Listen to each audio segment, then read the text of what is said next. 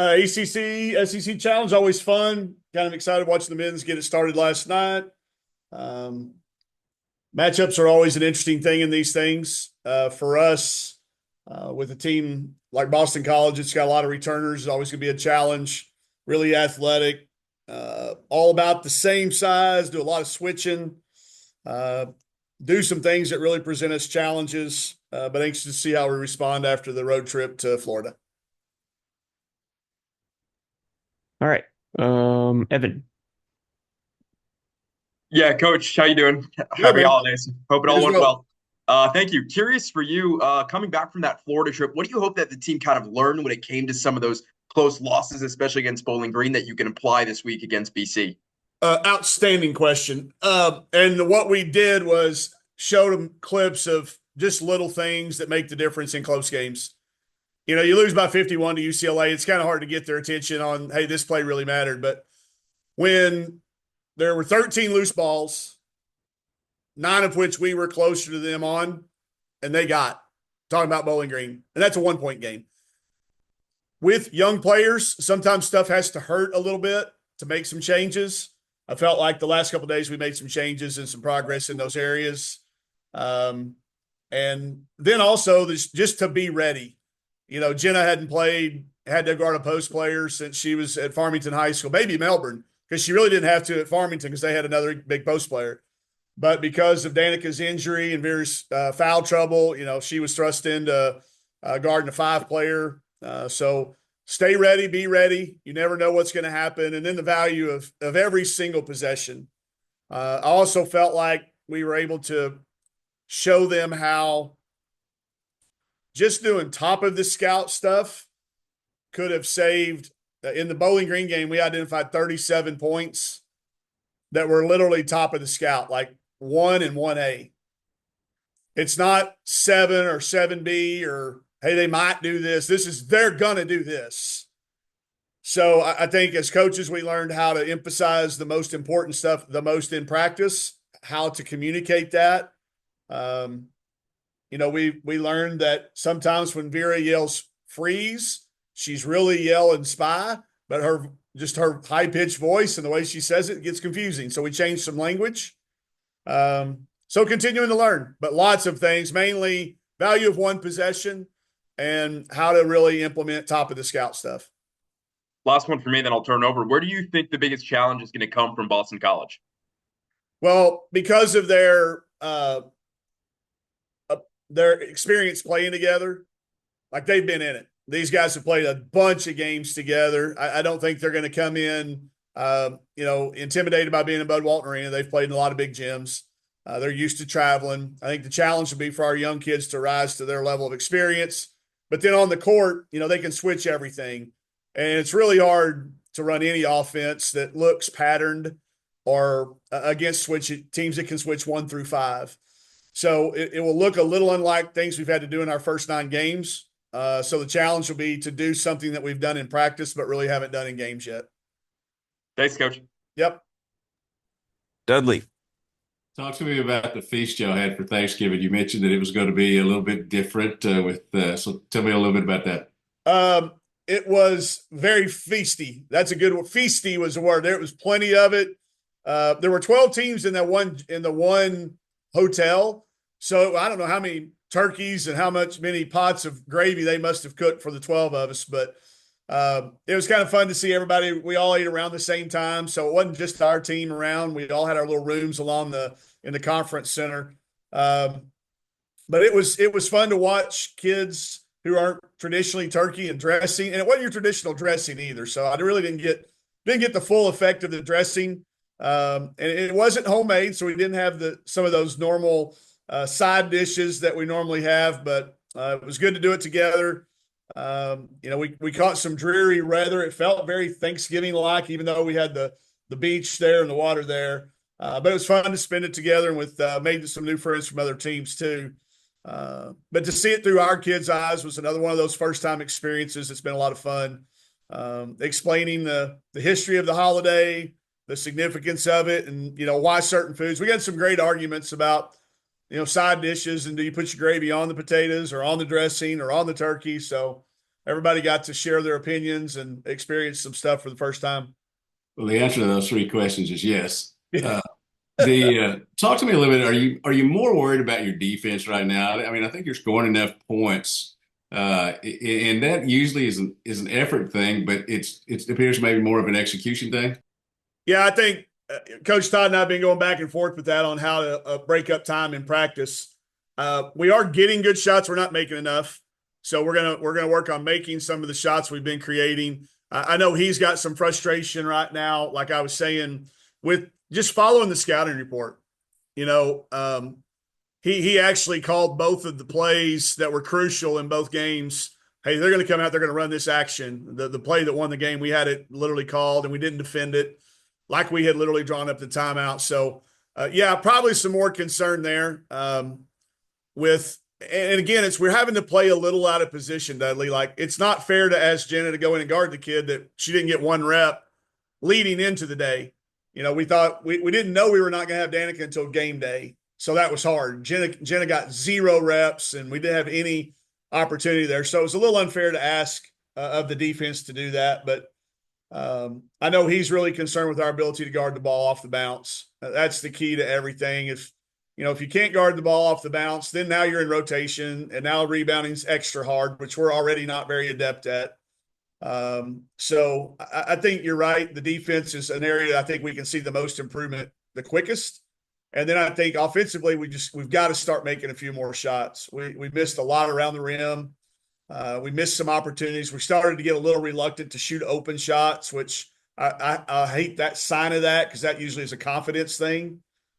We had some open shots that we were reluctant to take.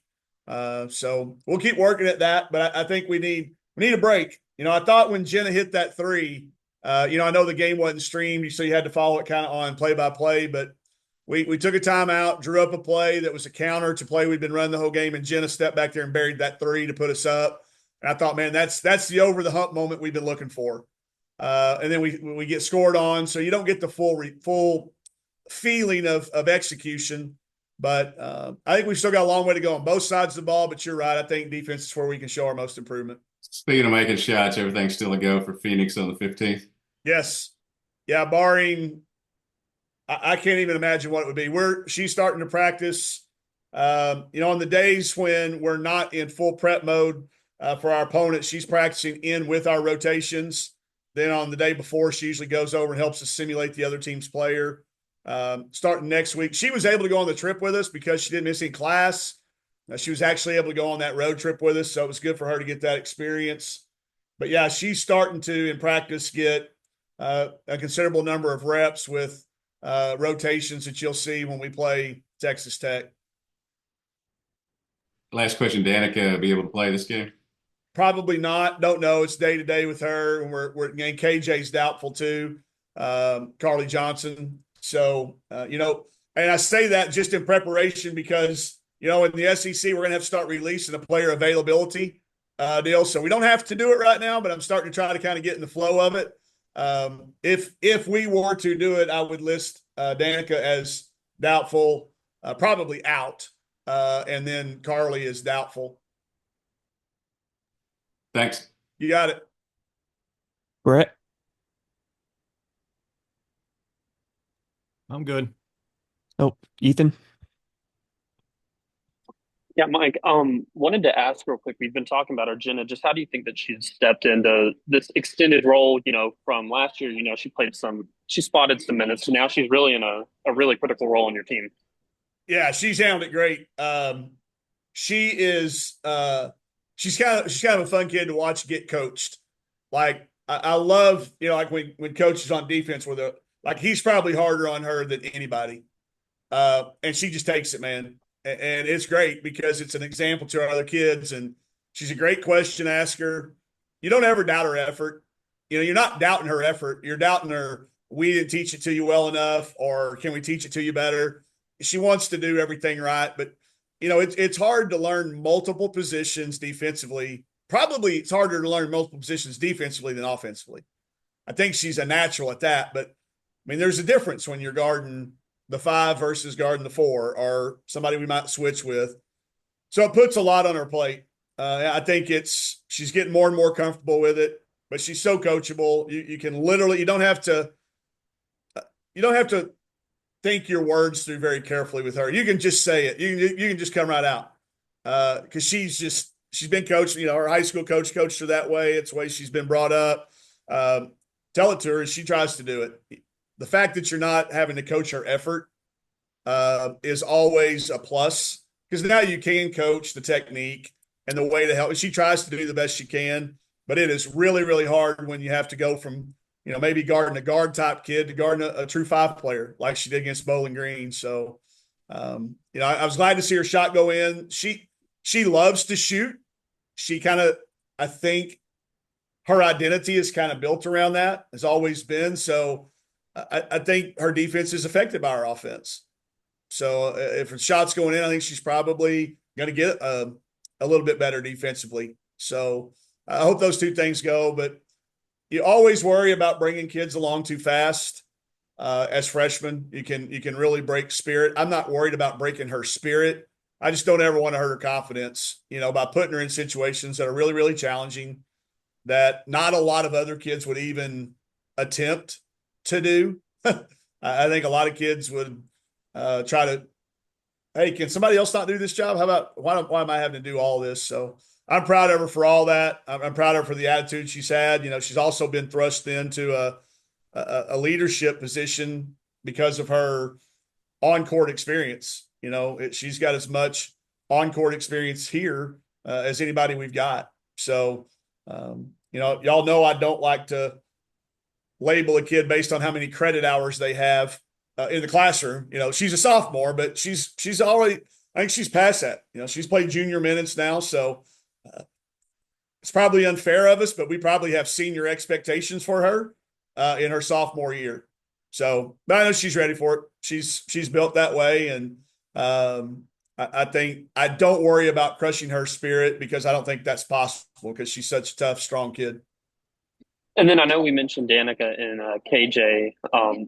I know Izzy's played through pain, it seems like, probably most of the year. What is she dealing with, and how have y'all navigated just, managing her throughout the weeks? Yeah, I think she's been in pain for the last couple of years. It's one of those overuse injuries that just comes up on kids when they've played the number of minutes they have, and it's in the lower part of her body, which is a pounding deal. So the way we manage it is we are very specific in the number of reps she gets in practice on the days that she's full go.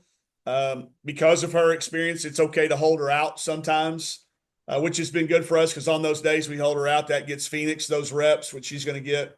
So it's worked really hand in hand, putting her over there on the side, watching it with us. She does not have to go through something 4 or 5 times to know what we're trying to do. One good rep, one full speed rep. Now that's her individually. I think it does hurt us as a team to not have the familiarity of working at as a unit.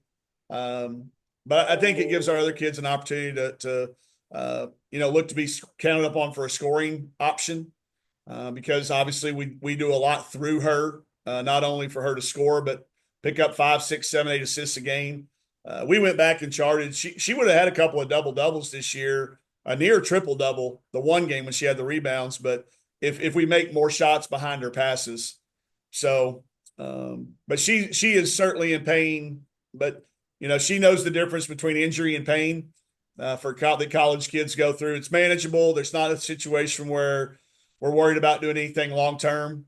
She's got a really good plan, a really good approach. Simone does a good job of making sure we're not doing too much. We chart it with Tyler and our Connexon devices. I know when she hits a certain number, I need to shut her down. So we're looking at it for the long haul, not only the course of the season. It will help a lot when Phoenix is back, because we can put the ball in Phoenix's hands at times and take Izzy off the ball, where she doesn't have that constant pressure of having people double team her and trap her. With 9 films out on us now, a lot of people see that that's what teams are doing, trying to get the ball out of her hands and really make her work the length of the floor. I haven't seen this much press attack against us since I was a high school coach at Bentonville and we were 1-24. There would be teams that hadn't pressed in 20 years would come full court presses. So we're getting comfortable with that. I'm proud of her for fighting through it, and I can tell you this, I wouldn't be playing knowing the pain this year. Yeah, I couldn't handle it. Like, I just don't have that pain tolerance. She's a tough kid.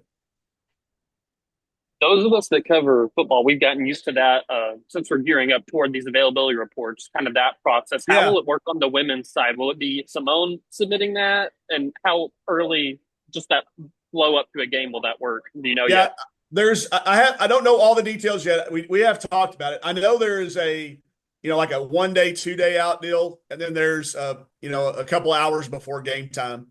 I understand why we're doing it. I get it, and it's obviously needed. I don't know that it's really going to be that much more information, because I don't think any of us will ever really list a kid as out unless it's a season ending injury or something. Because you can always if you list them as doubtful and they don't play, it's okay. But if you list them as out and they do play, then it's a problem.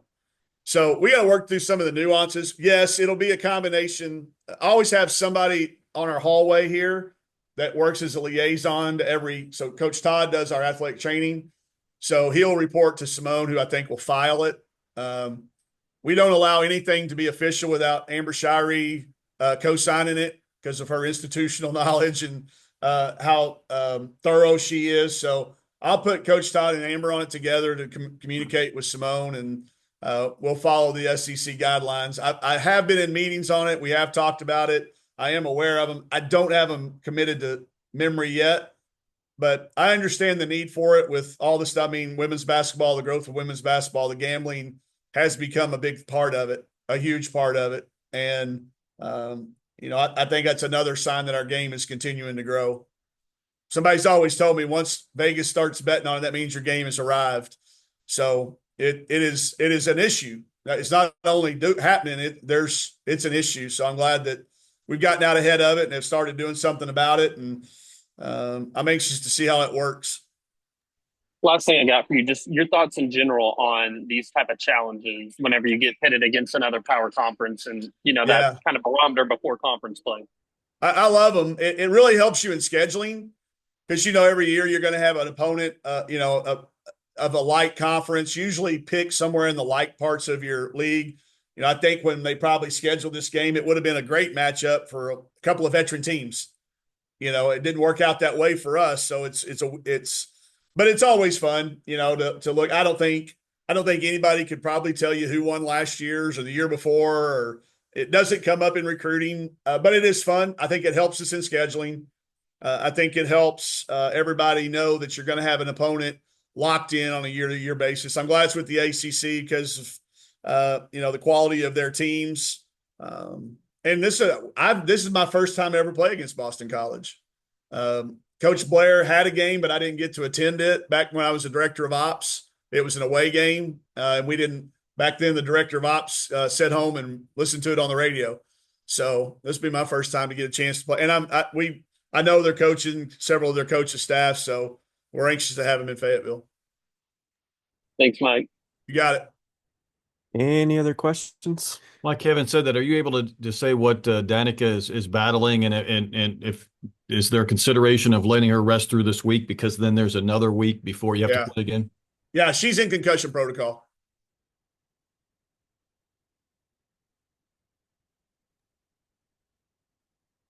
But that's a day-to-day thing. Once the doctor says they're able, I just listen to them. I am no expert when it comes to brain stuff, obviously. So if they say they can play, we'll do whatever they say. But yeah, if it was borderline, Brett, certainly. But we need her back. She had really started to get into our rotations and developed into an important role. So we need her back. That'll allow everybody back to their natural spots. Josh. Thanks, Fuller. Hey, Coach, is there anything that maybe nobody's talking about that you really want us to highlight on the broadcast? Wow. Really good question. That nobody's talking about. I don't know. Fuller, can you think of anything? I'm trying to think. Everybody does such a good job following us. I'm still recovering from the Baller TV. Ooh, yeah, I had people calling me, y'all made a great comeback. I was like, no, we were ahead. We blew a lead, guys. So yeah. Anything that's not getting talked about?